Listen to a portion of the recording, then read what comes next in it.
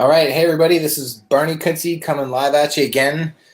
Just a couple a couple days after our last one that we had with Dr. Ruth Roberts. So welcome. I see that there's a bunch of you on here already. Some of you wondering, I think, about the call. And yes, so we are on. Madeleine is going to be on very shortly. Our guest presenter, Animal Wellness Summit presenter, Madeleine Innocent. We had a little bit of a mix-up with the daylight savings time.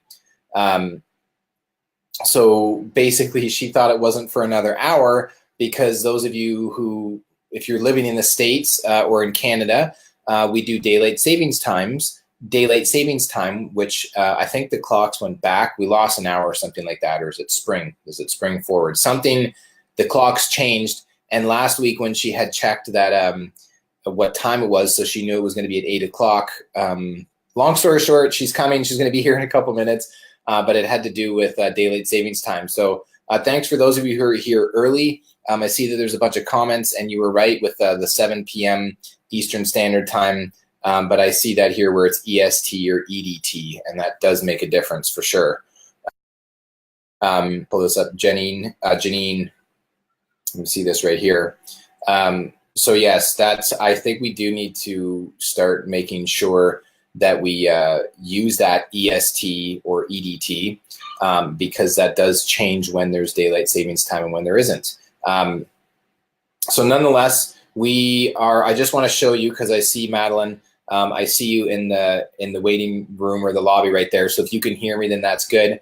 We're going to bring her on in just a second. But first and foremost, I want to tell you guys, I don't know how many of you are planning on coming, but we are having our first ever live conference due to high demand. We've had people ask last year in 2017 and again this year if we'd consider doing a live training event, because the online sessions are really amazing. But the challenging part is that there's a lot of things that we want to cover that you can, and there's just so much more that you can do in person. So all I want to do really quick is I'd like to show you, let me put the link in here. If you guys are looking to get tickets, that's the wrong link. If you're looking to get tickets, you can go to this link here. The page is open and you can go buy your tickets.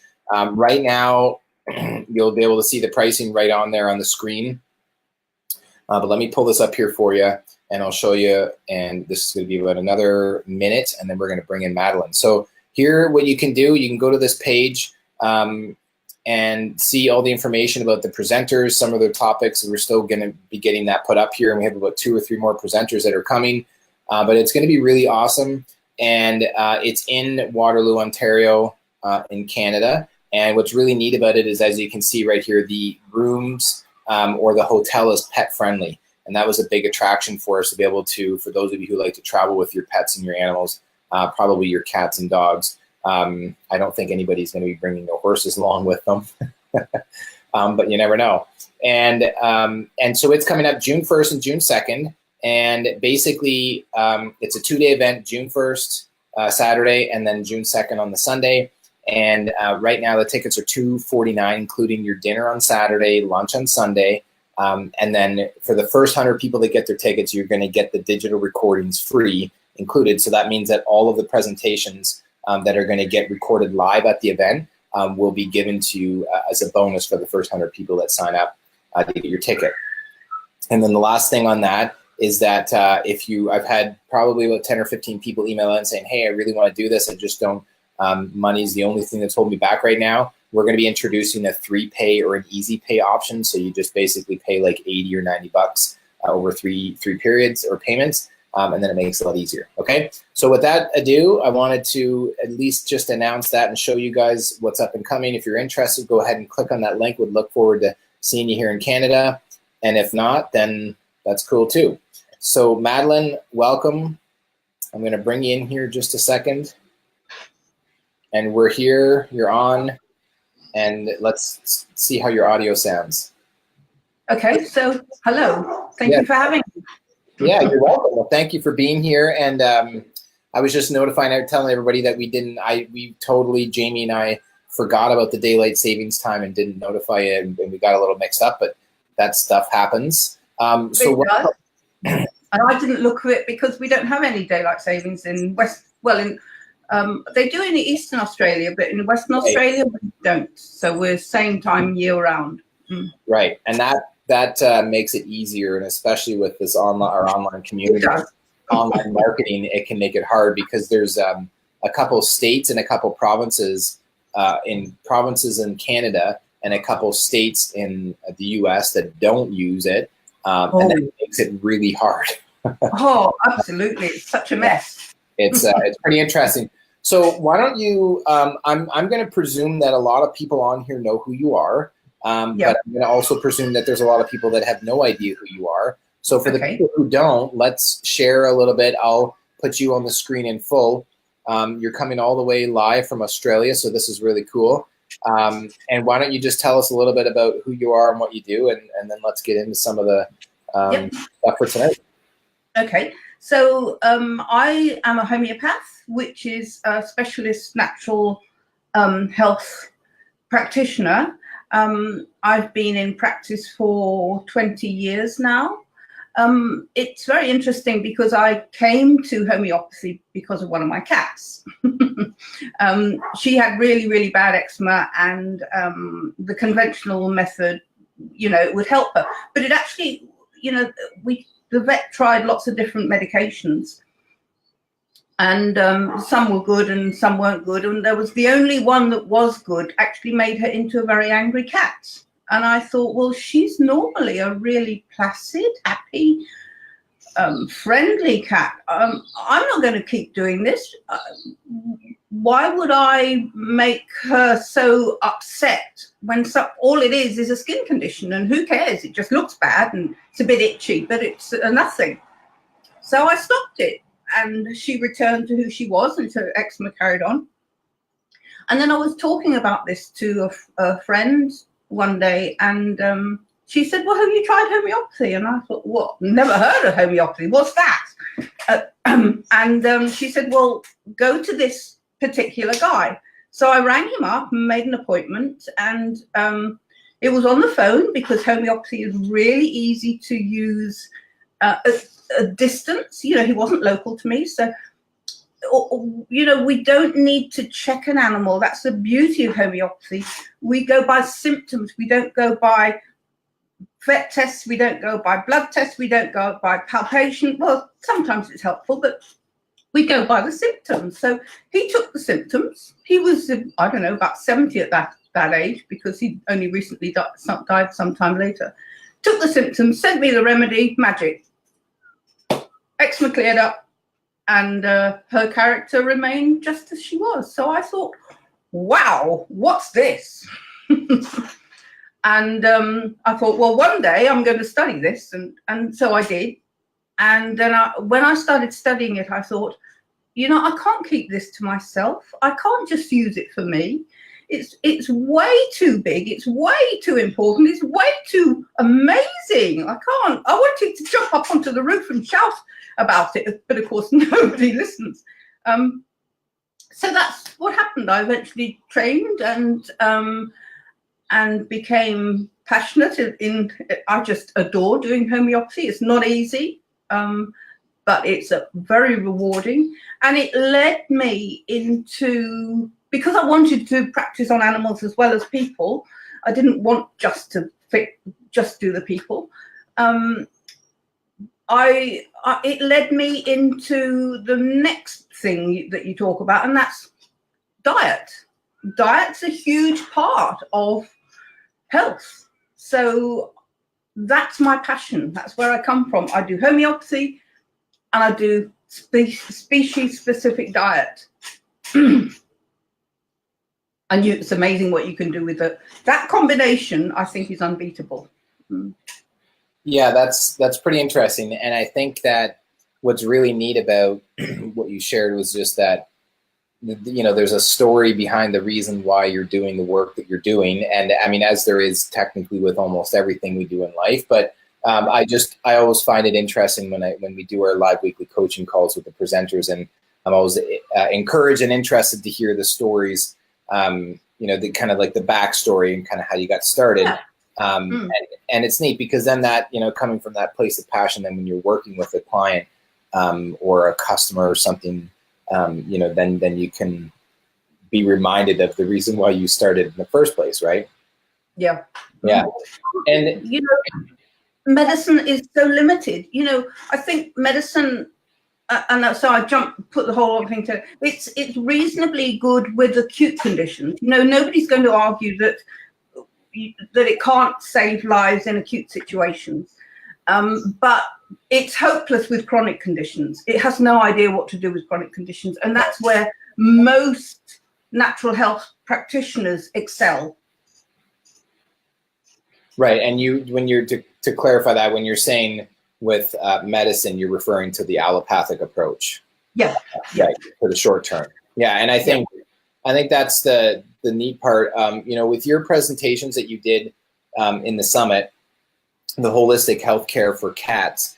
I know by the way, there's some questions that are coming in, which if you're open to that, we'll get to those obviously. And then so everybody listening, if you guys have questions, go ahead and post them, and I will do my absolute best to get through as many of them as we can. Last week when we had Dr. Ruth Roberts on, we were going through like rapid fire, but people love it just because sometimes it just takes the smallest little, nugget of wisdom that can completely shift something. But tell us just like a kind of, if possible, like a brief summary when you are to kind of explain somebody about holistic healthcare for cats, just a couple of things, because, and before you do, I would just add that one of the complaints, we get praise and we get complaints about the summit. Sure. We're not perfect. We're an event that we put on for free. And then we offer the paid membership, which funds the entire kind of project for the whole year within reason. But the reason I'm saying that is because our cat people have felt neglected. They're like the dogs get a lot of attention, the horses maybe to some degree. But there is even, there's not as much information out there about cats. So I think I'm really curious to hear what you have to say just with some of the basics when it comes to holistic healthcare for cats. Cats are terribly, terribly misunderstood by mainstream vets. They have no idea what they're doing with cats. And you have to understand where a cat comes from. For a start, a cat is a carnivore, and they're what's called an obligate carnivore. In other words, they cannot survive without meat.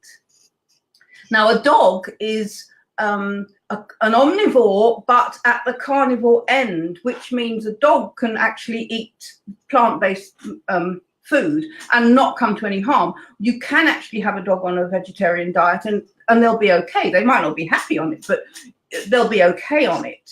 You cannot have a cat on any form of plants, because any form of plant is harm or can be potentially harmful to cats. So let me run through where a cat comes from.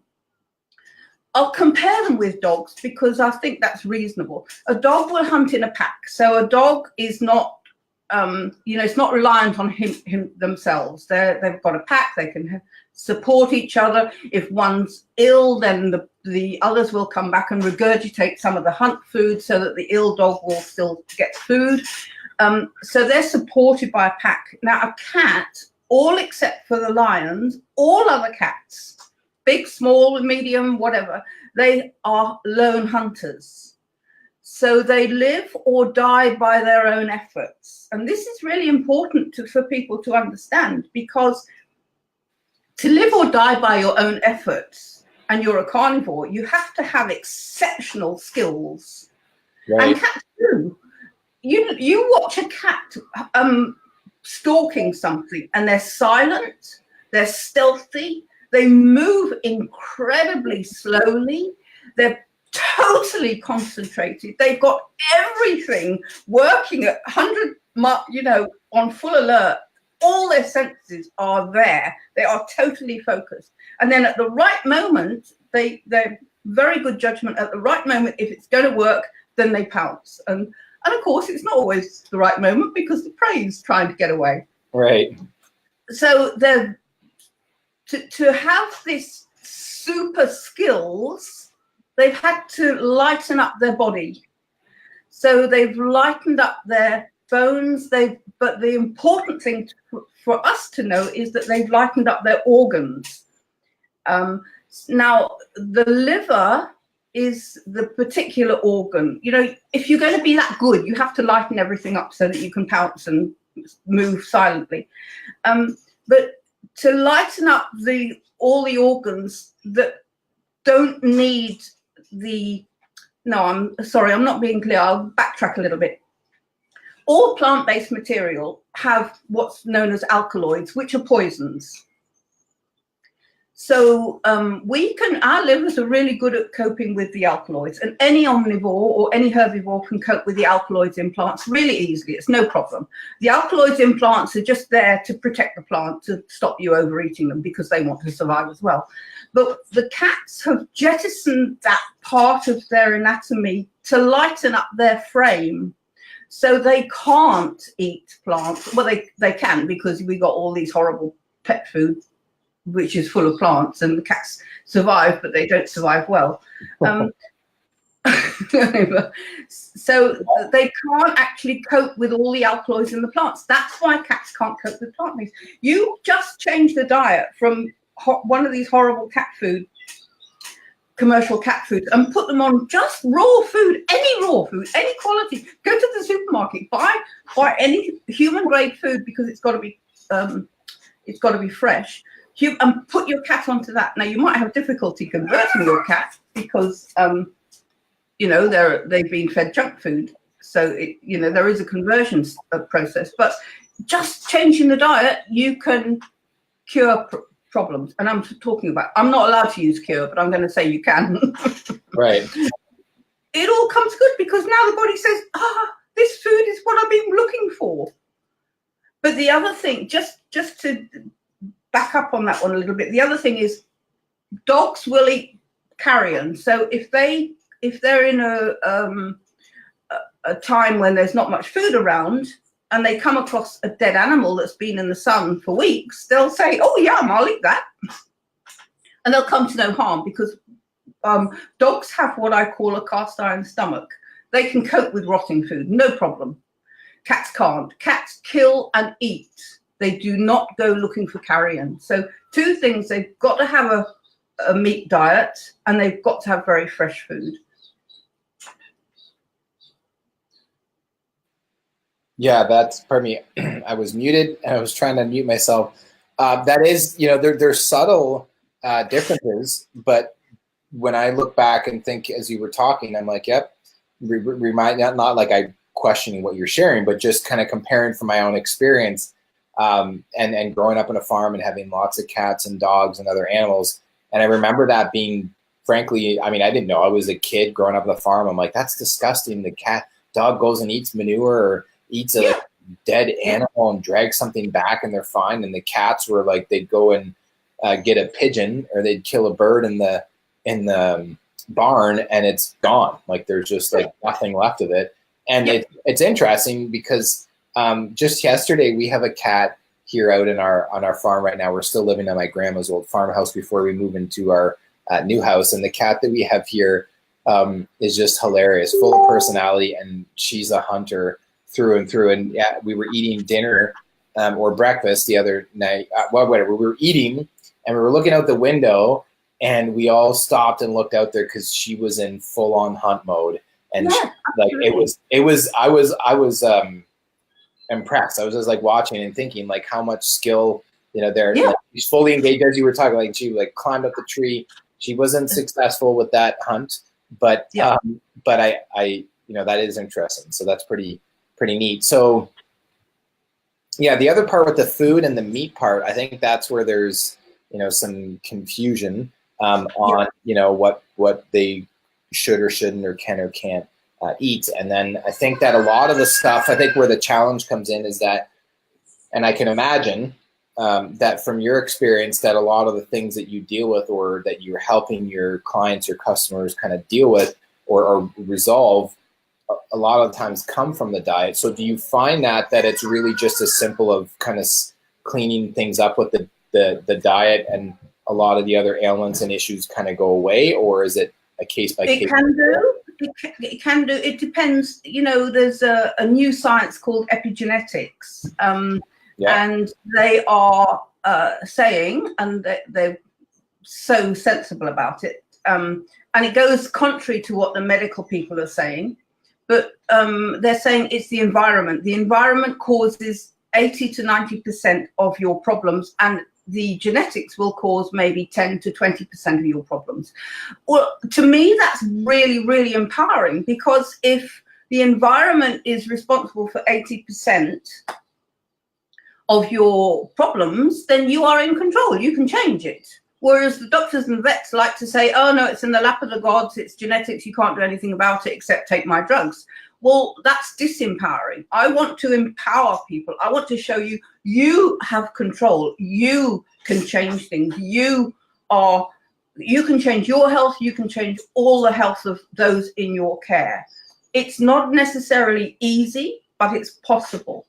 So the food will always make a big difference. If you're, you know, just like it is with us, if you're eating the wrong food for your species. So I talk about species specific food because some people think if it's good for us, it's good for a cat. Well, it's not. We're not a cat. Look at our teeth. We've got flat molars like a horse, so we should be eating grass or plant-based food. Cats and dogs have spiky teeth to rip into flesh, so they should be eating the meat, not us. The diet makes a huge difference, and you can never get away from that. But it doesn't cure 100% for sure. of 100% of patients. So because you've got other factors coming in, you know, you've got the breeding, which, you know, our breeding of different breeds of animals. It doesn't happen quite so much with cats. We've got quite a good, what I call a Heights 57 variety. A lot of cats are mixed breeds. They choose their own mates. But when you've got selective breeding, you are messing up things a little bit. You've got the vet toxins, and I don't know if I'm allowed to, but I will anyway. Vaccines cause huge amounts of problems. Drugs cause huge amount of problems because both vaccines and drugs are synthetic. They're chemical. The body doesn't know what to do with them. You can't get immunity from the point of a needle. You have to get immunity the way it was created. And the way it was created is already perfect.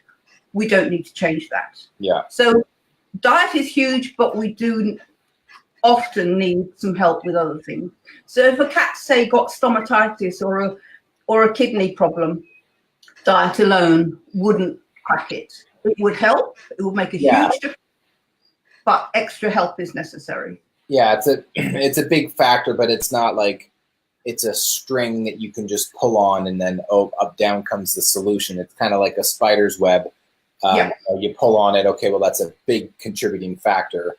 But I was just curious what your thoughts were on that, because I mean, for sure with us as humans, as you mentioned about epigenetics and the impact of that on just all living beings, really, humans and animals. It has, I think, more to do with our health and well-being than we as in human beings in general currently understand. But I think the other part too, before we get to some questions, last element is that I think that is, like you said, the empowering part of knowing that we as our, you know, caretakers or the pet parents or however we want to refer to us, the owners of our animals, whatever, that we are the gatekeepers to our home or to where they you know, come in. So I mean, we do our best with our using our essential oils and using non-toxic cleaners and you know, diffusing oils, not like excessively, but just you know, I guess our cat, since she's a bit more of a farm cat, she mainly spends a lot of time outside. But just saying that it's empowering hearing that, because I think that all too often, and it's easier said than done, but when you're dealing with health challenges with your animal, it can be very challenging to not get pushed off the fence of uncertainty about knowing what to do. And then people kind of slip into the fear of like, oh my gosh, I don't want to make the wrong decision. And then they kind of, you know, basically kind of give the power up, and they got to look externally to be somebody and I think it's important to know that you know your animal much better than anyone else. Don't be intimidated by that white coat and the stethoscope round the neck, because yes. Vets have changed. Doctors and vets have changed. I mean, when I was growing up, you never saw pet food in a vet's clinic, and they were much more what I'd call eclectic. They would be open to other things, but unfortunately, the big guys in the world today, it's a bit of a corrupt world we live in.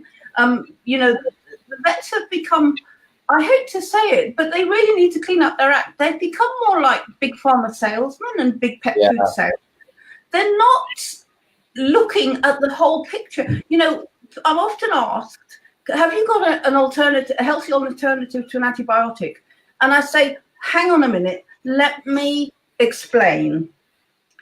You want an antibiotic, what for? Because the cat or dog or whatever has had a wound, and I'm told by the vet that I need an antibiotic to stop an infection. So I said, yeah, but we don't do alternatives to antibiotics. What we do is we look at the cause. So we take a step back.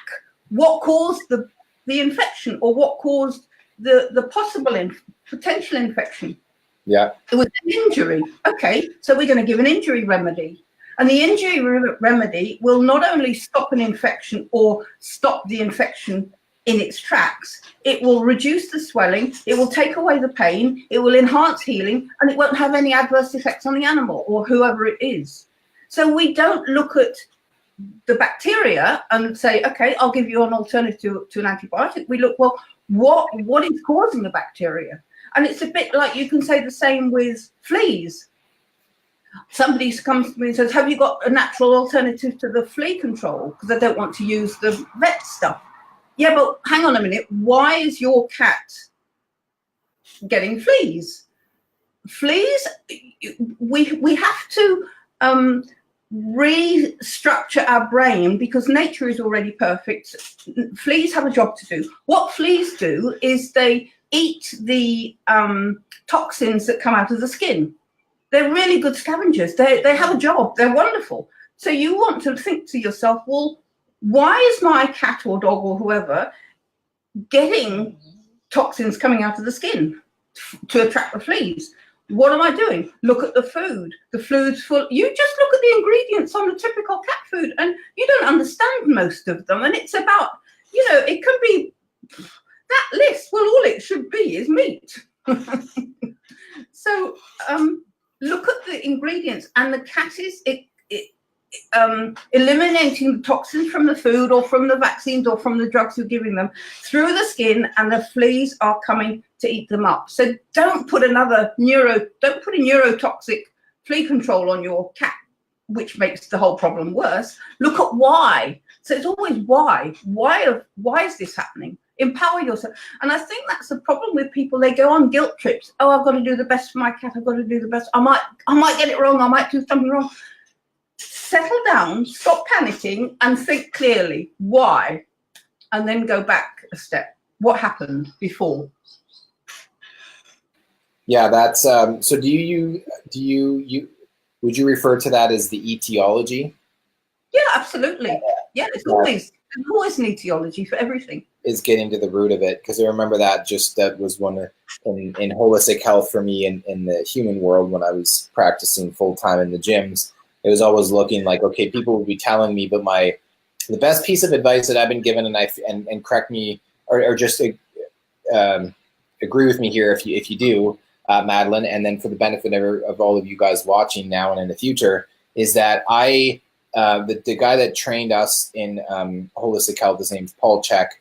He's a very intelligent, very smart guy when it comes to like self-taught, taken a lot of certifications and trainings, but then really kind of stepped back.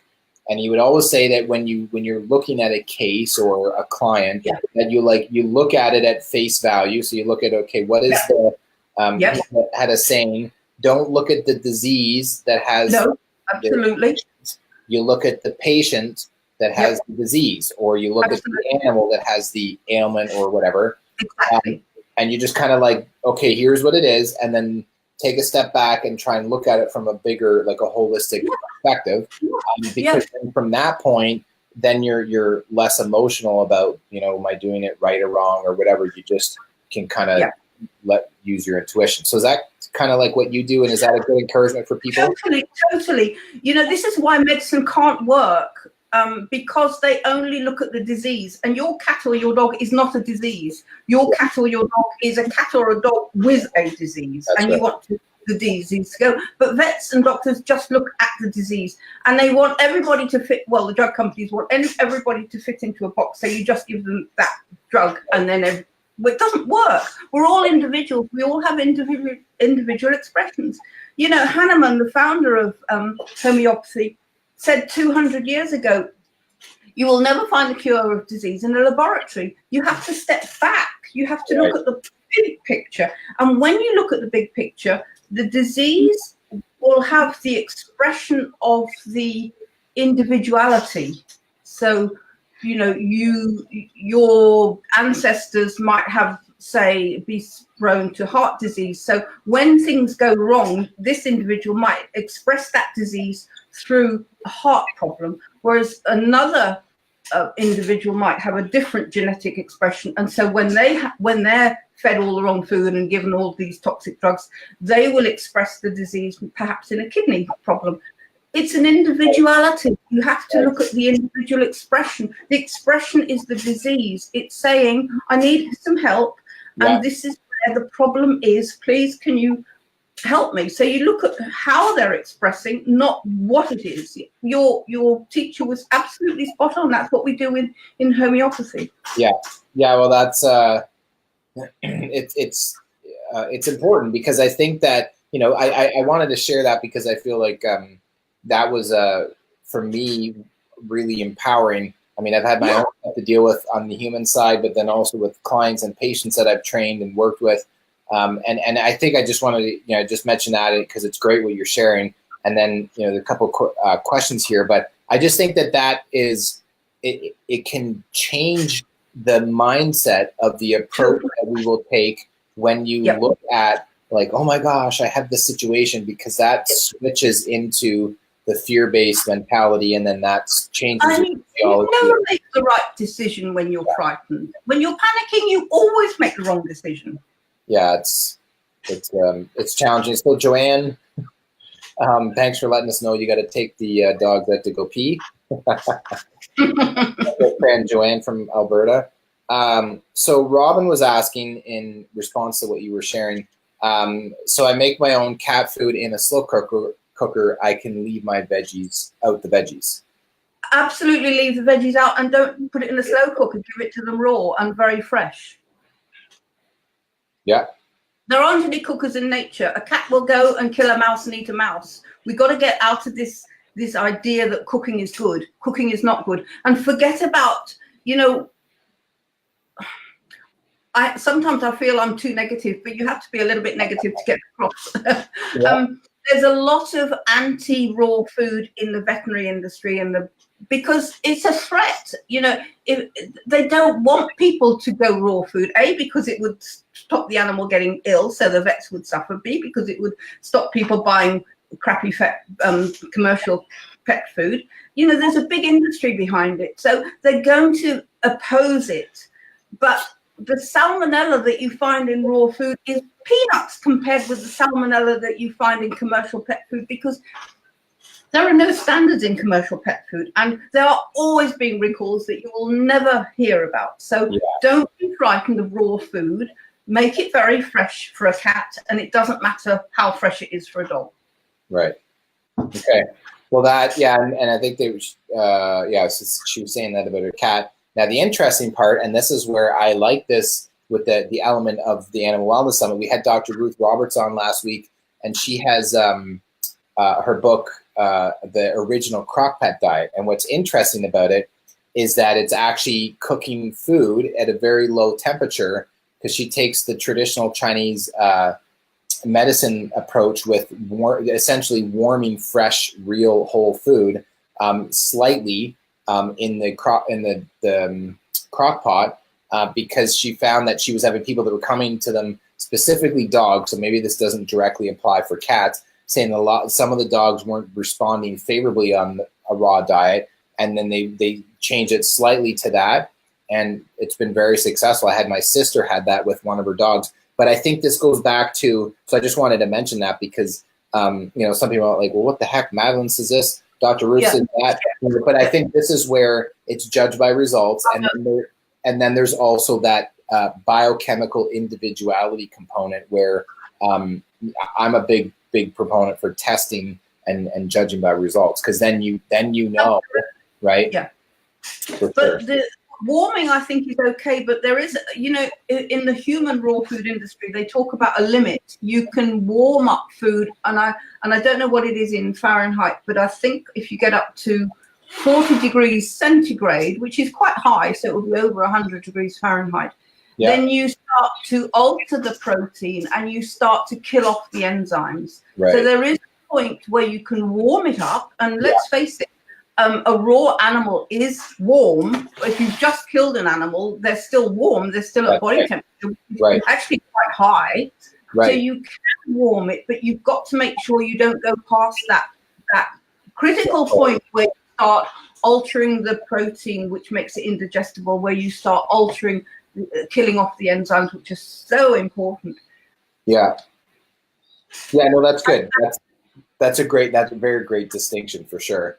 And so Belinda's asking, I put her question up here, and I don't know if you can, I think you should see this on your end, is can you feed? Oh, totally. Okay. Go for it. So just for the recording after, because some people might not be able to watch the videos, can you feed raw to a dog who has kidney and liver disease? And the answer is yes, totally. The thing is, if you're creating raw food yourself and you're not being guided, it may not be balanced. You have to look at what will a dog eat. Dogs will quite commonly bring down a big animal, and they'll all gather around the big animal and then chomp away at it themselves. So every animal contains a lot of muscle meat, a lot of bones, and some organs. So you have to make sure that it's balanced. If you get all those right, then you're okay. But a lot of people don't give their animal bones, and the calcium in bones is essential to digest raw meat. Right. Okay. Very cool. So Belinda, hopefully that helps for you. And I'm not sure, this one from Gail, is there anything I can use for a dog with lipomas in his growing the size of an egg, I would think. Yeah, I think she missed the E there. You'd have to have a consultation with somebody who could help you. You can't treat that on your own, but you would need to. With these chronic diseases, you need help, and don't try and treat it on your own. You can do the diet on your own with some help, but you can't do this holistic treatment on. Don't even try. Yeah. Don't try and treat your chronic disease. You don't know what the remedy would be, or whatever you're using. You don't know what the dose would be. You don't know what you're looking for to see that things are improving.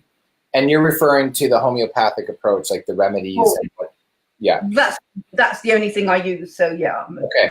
So since I know this is going to come up anyways, last week Dr. Ruth, who was on, was just sharing, and people were asking lots of questions. That's the brilliant part about being able to do these types of calls. But I know that people are going to ask about how they can get in touch with you. I'm presuming that you do consultations. So I do. So do you have a website? Because I feel like I should have had that, but I don't right now. So I have quite a few websites. My main website is called Two Legs and Four. That's TWOLEGSANDFOUR. So it's all words. .com.au. Okay. And on that website, I list my other websites. So I've got one for cats, one for dogs, one for horses, one for people. Because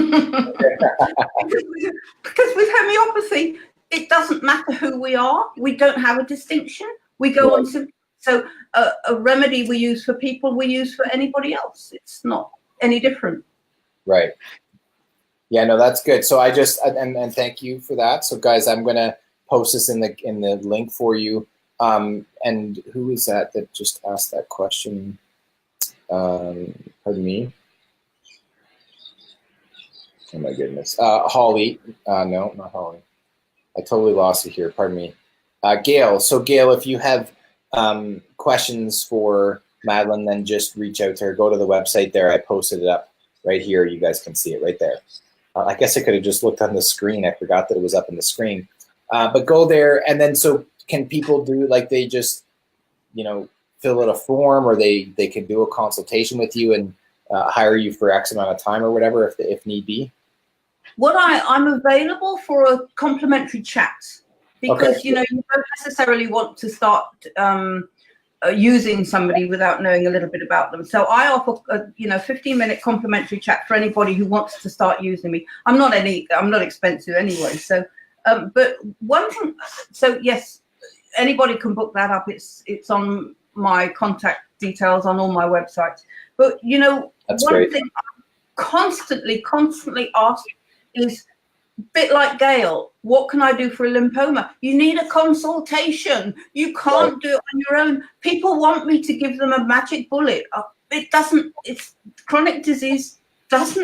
It takes time to get rid of it. That, you know, a lymphoma will take months to go, even with homeopathy. You've got to know what you're looking for. You've got to be able to have somebody who can hold your hand through the process. It's not something that you can deal with on your own. Yeah. Don't even try. There are no magic. There's no, and I think that's why I wanted to mention that, just because I know that it's going to come up, and because if it's not here, we get it at the support desk. Literally every day emails come in. Absolutely. Here's the big story about my animal, and we try to direct you guys to the best presenter that we feel would be a good fit for you. But anyway, so that's good. So guys, if you're interested, then go take Madeleine up on the offer. That's why it's brilliant about how we do this. And Barb said in response to what we were talking about earlier about the food, she just warms the water up 2 minutes and then stirs in the raw and serves. Fine, yeah. The other thing with cats is make sure that Barb has brought up a very good point. The food must be moist with cats in particular. The other thing about cats is that they come from the arid areas of the world, so they do not drink much. You know, arid areas of the world don't have water all the time. They might have seasonal water, and they might not have any water. And bearing in mind, we are all made up of, 80 or 90% water? Yeah. When a cat kills a prey, they're getting a lot of moisture, so they don't need to drink. They get all their moisture from their prey. So make sure the food you give your cat is moist. And this is one, and only one of many, the problems with dry food. Cats will never drink enough to make up the shortfall. So one thing that everybody can do to make a huge difference to their cats is get rid of the dry food, throw it away, bury it, burn it, do anything, but get rid of it. Yeah, I know. Yeah, and again, another thing that just is a common kind of maybe assumption or something, that it's that there's the dry kibble food bowl and the water bowl. And that's just so they don't ever make up enough, and all cats on dry food will end up with kidney problems, and they'll be expensive to fix and traumatic. Yes, and that's not what we want. So Kelly's asking, do herbs add anything to cat health, or a cat undergoing homeopathic treatment? I don't. It's a herb. A herb is plant-based, so don't. Cats will. When they've got all their senses working properly, when they're not full of drugs and they're not full of toxins from the food, they do have very good instincts. And there are some plants that they will gravitate to if they're ill. We all know that if a cat's not feeling well, if they eat a bit of grass, they'll spew it up and they'll be much better. So that's one thing. If you just got an indoor cat, they should always have access to grass. But they will also go to certain herbs or plants that they want to. So it should be a choice. Don't put it in the food. Free feed it if you like. For some reason, I feed my dog, when I get the plate of raw food for my dog, I always put some grated vegetables on top, because a dog is an omnivore, so that's part of what they can eat. And when I use zucchini, do you call it zucchini in Canada? Yeah. Yeah. When I grate up zucchini and put it on, the cats go crazy. I want some, I want some, I want some. So I will give them a little bit of grated zucchini, because they're free feeding on it. So that is plant-based, but it's got to be their choice. Don't put it in food. Stick to real meat and bones and organs in the food, but let them choose. Okay, cool. So there's a couple other questions that were here from right from the start. So I don't know. I think, well, I know Barb's still on, but then there's Maureen and a couple other people. So I want to make sure we get to these because this is great. So Barb was just said earlier, have a feral cat. Sorry, I'm going ahead. How do you pronounce that? Vacocious? Vaccinosis, I think she's trying to say. Okay. From rabies shot, not doing well, gave Leadum 30 Cs, did nothing.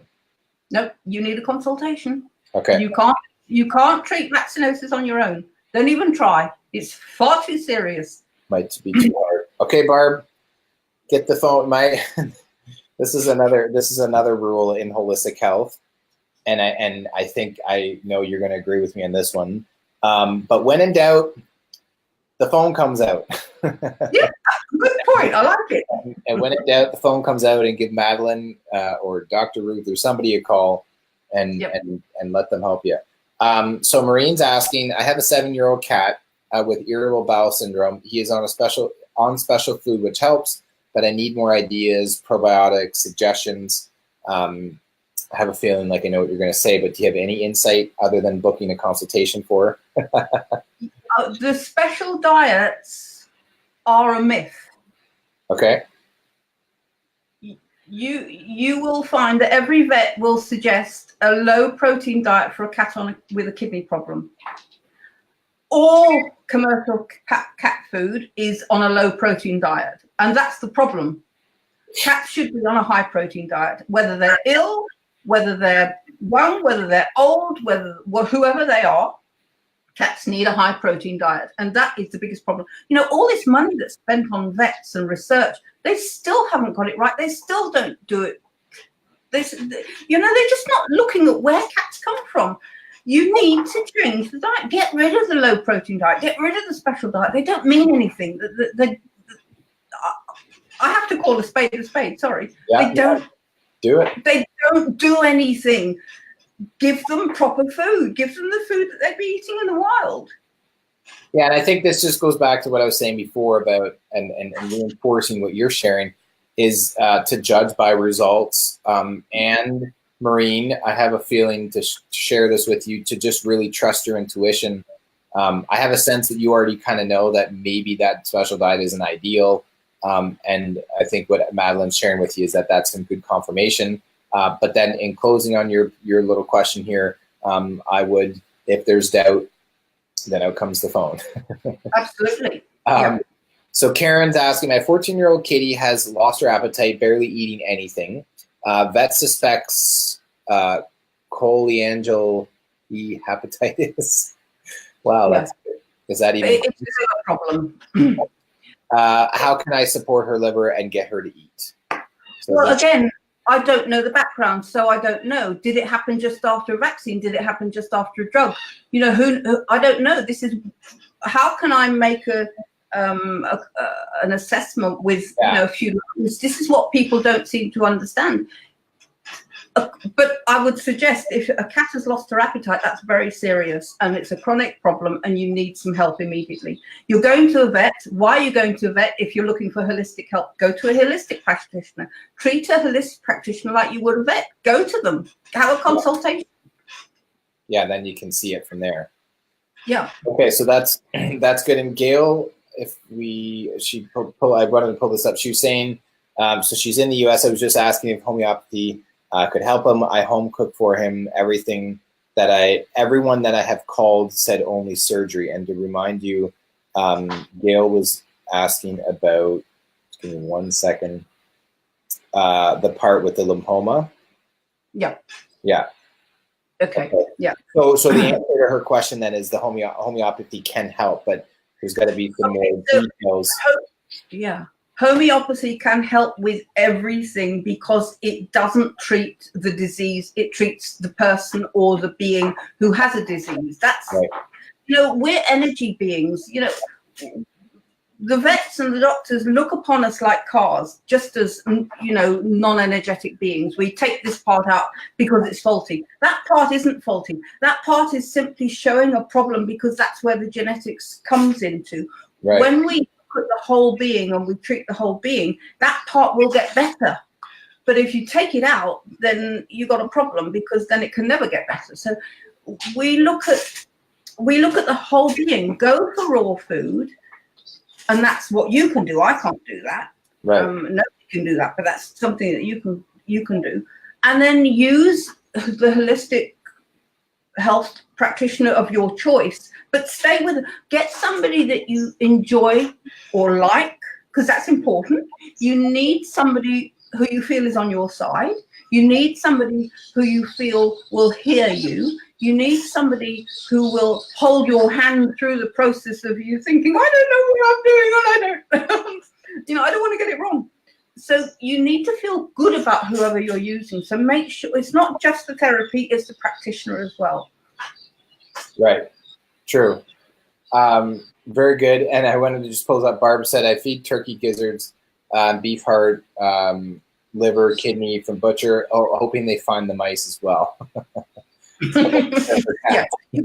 Yeah, absolutely. All good. You got to keep the organs down in proportion. I knew somebody who fed her cat liver all the time. You can't do that. You have to keep it at about 25% of the whole meal, because that's what a mouse will only have one tiny little liver and even tinier little kidneys. Right. Okay, this one's interesting. Ruth is asking, I have a 7-year-old cat that's got arthritis beginning in front elbow joints, and he's missing his jumps. He's also allergic to red meat. Suggestions for the joints and how to improve his diet that's mostly raw shrimp, fish, chicken with supplements and kibble, ?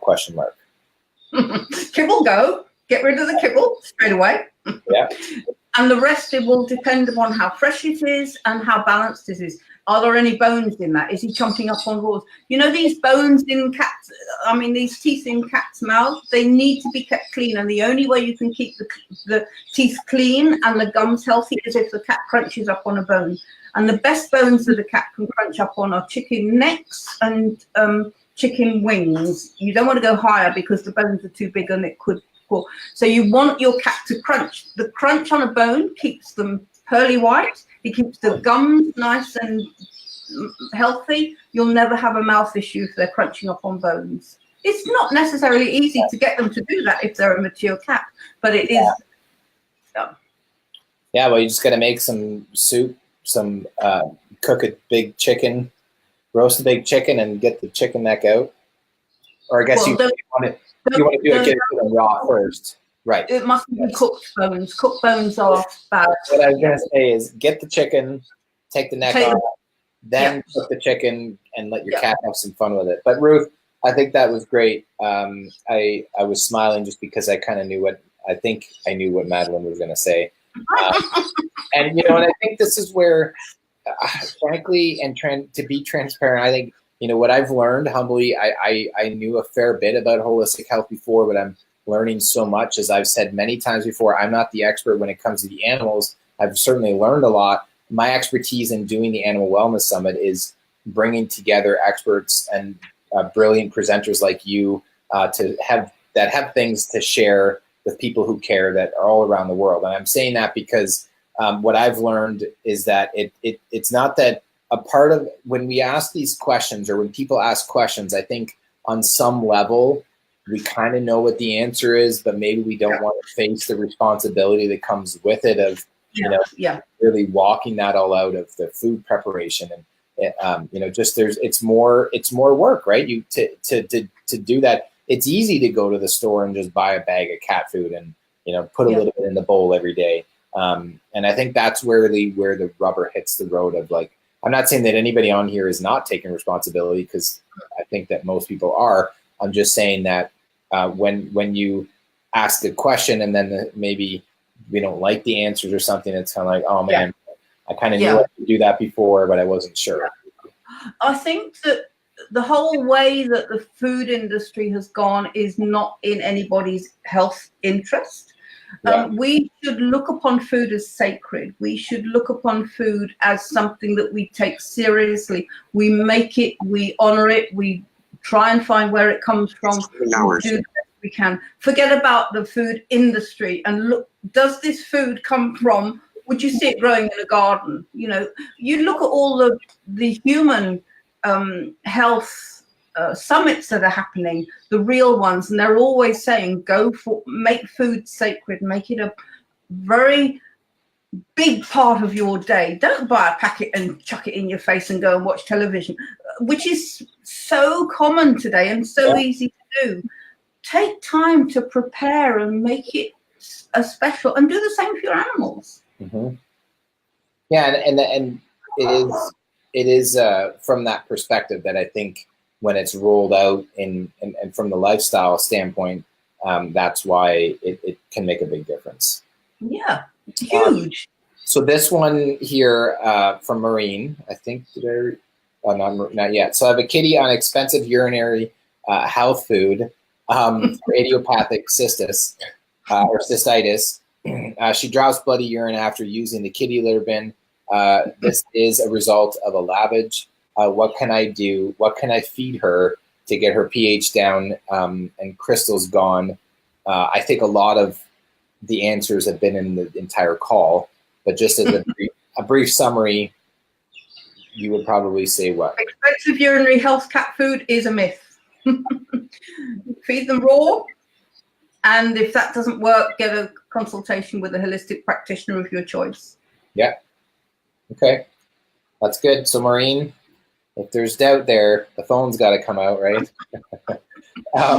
So Kelly's asking again, and by the way, guys, this is great. You know, we're running out of time very quickly here, but there's two more I'm going to pull up here. I think I pretty much almost got everybody's, which, if I might say so, I'm impressed myself.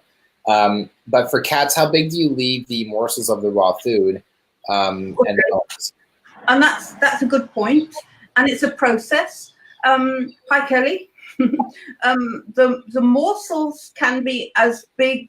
You know, cats can actually swallow whole chunks of food because, you know, our molars are to grind up food so that we swallow in pieces. But a cat, their spiky teeth is to rip the food from the prey and to swallow it. So they can cope with big pieces. It's a question of, does it stay down? You have to experiment, is what I'm saying. The cat will eat the big piece and it stays down, they don't vomit it back up, then that's absolutely fine. With the bones, you have to get them on little pieces of bone to start with. It's a process, but when they've got it, then a whole chicken neck is fine, and half a wing is a meal. So I only feed my cats 2 meals a day, because you've got to remember that a cat is a carnivore, so most of their hunts are not going to be successful. So they do much better on few meals than lots of meals. You leave food out all day and it's not good for a cat. They should only have 2 or 3 meals a day. So 1 meal is a neck or half a wing of an average size. Okay. And it's a process, but as long as it's staying down, as long as they're chomping up, then big is fine. I have quite a few cats and they kind of compete. So I tend to mince up my meat just because they'll gobble it to make sure nobody else gets it, and then they might bring it up. Right. Okay, no, that's good. This one, Sheila, it's actually, I think it feels like it's just more of a statement. She's saying our girl kitty gets terrible skin problems when she was on the expensive urinary cat food from the vet. We feed her raw / frozen and powder food, and she does great now. So well done, fantastic. Results. And then this is funny. Robin's like, didn't think we had a holistic vet in the area where I live. Thought I'd have to go out of state. Just Googled for holistic vet near me, and there's one down my street. So you never know. Absolutely. It might be closer than you think. So this has been great. I just want to say thank you for jumping on. I know we had a little bit of a mix up with the time zones, but that's the spice of life. I always believe that there's all these little things that happen that create perceived adversity to see how we deal with them. And absolutely, as I like to say, cover your ears if you have sensitive ears. But one of my favorite lines from Forrest Gump, from the movie Forrest Gump with Tom Hanks, is "Shit happens." Absolutely. Yeah. So I brilliant. I love your direct, candid approach to kind of answer questions, which I think is really empowering because it's just like, here's the answer. And then it's just, there it is, right? You just take out the kibble, take this out and do this. And I can sense the challenge, not only from you, definitely it's more evident tonight, but other presenters are just kind of like the challenging part for us is that we, in our heart to serve and want to share and educate and empower and create an impact is that there's an interest that when people ask questions, they just want to, black or white answer. And I'm the hard part is that you can't say for sure, like, yep, that's the solution and here's the answer, which is why the consultations or some appointment is necessary. So I just want to say thank you for offering the free little consults for people, because then they can get a feel to see if they want to work with you more. And exactly. Really, that little bit of time that you do the free part and then they hire you and get some more clarity and direction. I mean, when you start factoring in the time and the savings of going to appointments, and the money that gets spent on all the extra food and supplements and all this stuff, it really can it actually could save you a lot of money. Just on that one, can I just say there was a Canadian vet who contacted me because she was on my list, and she said, I finally realized what I was doing. I don't think that was her words, but that was her intent. And so she said, I gave up my veterinary practice and I can't remember what holistic practice she does, but she said she went holistic, and she said, my income dropped by 90%. But she said I could sleep at night. Wow. So people need to understand that are vets there for you and your animal, or are they there for their own bank balance? She dropped it. Her income dropped by 90% when she went holistic, but she could sleep at night. Yeah, and I think those two statements speak volumes to me. Yeah. Well, hopefully she was able to find a way to replace her income doing something else.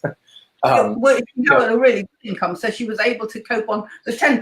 Doesn't that say something about yeah. Yeah, I see. I missed that part. Yes. So she said she actually could live on the 10%. Wow. Well, and I think that's where, I believe that there's the information that some of the vets or the schools or whatever that they're being given. I think that their intentions are to do great work. I don't think when they come in, they're doing. And I know what you're suggesting is coming from the perspective of like what can be done. I think that just goes to show that is pointing more in the direction for us to be empowered to take that or to regain that responsibility that we have in that ownership of the being the gatekeepers of the products that are coming in and out of our house, that we're cleaning with and all that stuff. Totally. Yeah. Cool. There's a vet in England, a homeopathic vet in England, who said when his parents were homeopaths, and you know what kids are like. Oh, homeopathy's stupid. I'm going to do it real scientific. I'm going to vet school. So he went to vet school and he came out and he was all enthusiastic about it. And he said, in 6 months, I realized I wasn't really doing any good. But he said, I knew there was something else because of my parents. So then I trained as a homeopath. And he said, I'd never change. Now I'm homeopathic. I would never go back to vets. Yeah. So in 6 months, he could see he wasn't doing any good. Wow. Well, that takes a lot of, I can say this again, cover years, you get sense of years, but that takes a lot of balls to do that because it takes a huge amount of balls. All that money he probably had to pay back in education. And his peers wouldn't talk to him. It's big. But he said, I know there's something better. I knew that, but I had to do this. Yeah, well, that's like Dr. Andrew Jones. He's in Vancouver or in BC, and he got destroyed online with his reputation. He was a vet. Yeah. I just can't do it anymore. He's like, exactly. He got his license taken away and all this stuff. And I actually had somebody message me the first year. They're like, "Oh my goodness, I see you have this person on your summit, and did you see about what his reputation and all that stuff is? And I said, yeah, that's why we're having him on, because he's willing to share the truth, and doesn't have his hands tied about what he can and can't say anymore. Exactly. So just for feedback for you, first of all, right here, Maureen, you can, yes, you can set up an appointment. So good on you. You were listening when we were talking about your question. Is just go to that link that I had just pulled up there. I'll try to pull it. Well, it's in the comments, but you just go to go to any of my websites and then go to contact. Yeah, and go to twolegsandfour.com.au because she is in Australia. And Kelly is saying, everyone, Madeleine is awesome to work with. Thank you. Very good unsolicited feedback, which is awesome. And Barb's just saying, just for feedback for you, Madeleine, it's worth it. Thank you. It's most informative. And Barb says, thank you. Thank you for this live talk. And then this was my favorite, I think, so far. Sorry, everybody else, but Barb puts it up here. That's the little emoji that is for the poop. So that was the shit happens part. And then Sarah from the UK, you should be in bed probably right now. I think it's 1 or 2 in the morning over there. Sarah May, one of our VIP members, is up saying, I always learn something new on these calls. I didn't know about the benefits of bones for cats and grass for my indoor cats. That's great advice. Thank you, Madeleine and Barney, but I'm just facilitating. So yeah, I think that's good to share with you because it's great to see the impact. So yeah, guys, go to Madeleine's website and take her up in the offer. I think it's great. Whether you decide to work with her or not, I think that it's good to get pointed in the right direction. We do these live weekly coaching calls for free to support you guys. And I'm a salesman at heart. I'll sell somebody, $5,000 or $10,000 package for consulting or coaching in my marketing business if they need it. If they just need a quick little tip, I'll give it to them. And the reason I'm saying that is because, we do a lot of great work, and the best way that you can support us is by becoming a member, joining one of our programs or something. But if not, then keep enjoying the free information. When you really resonate with a presenter or an animal wellness expert like Madeleine, take them up in the offer when they offer these free consultations because they're pretty powerful.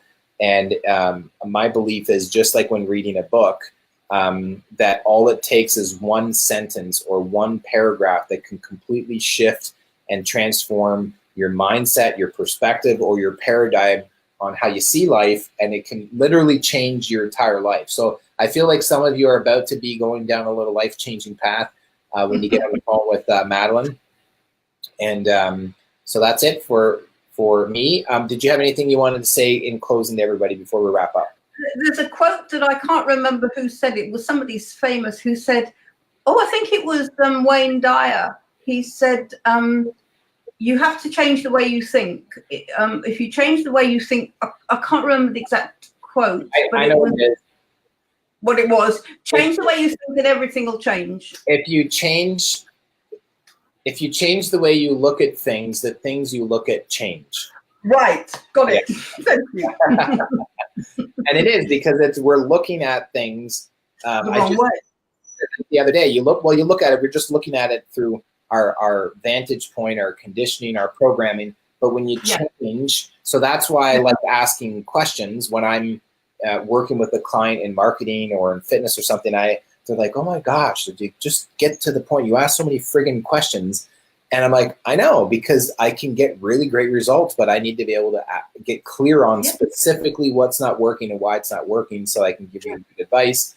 And I have the very strong sense, humbly speaking, from my experience, that I can sense that within you, that you're like a little laser beam. You just get straight in there and get right to the point. Yeah.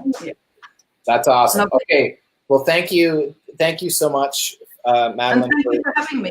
Yeah, you're welcome. And I hope, I don't know if we've been in touch with you yet about this year's summit, but we've set the dates. And we would love to have you back again presenting for this year's summit. It'd be great. I'd love to be back. Awesome. Okay, well, everybody, thanks for tuning in. And if you think we did a great job, then let us know. And if not, then keep your opinions to yourself. And if you are wanting to travel up to Canada, all I have to tell you is that this event is going to be amazing. We're going to have lots of fun, and we're already planning for 2020. It's going to be in the mid to late part of 2020 in May in 2020. I already said that 3 times for the AWS Live, which is our live 2-day live event. And as I said before, the tickets are $249, but we are offering an easy pay option to make it a little easier if you'd like to go, but just don't have it all right now. So I know you got to book your flights and or rent a car or whatever, wherever you're coming from. But love to see you out there and at that event if you can make it in June. And if not, then as I like to say in closing, stay blessed, stay grateful, stay humble, and stay hungry. And remember, when in doubt, the phone comes out. All right. Lovely talking to you. All right. Bye-bye. Thanks, Madeleine.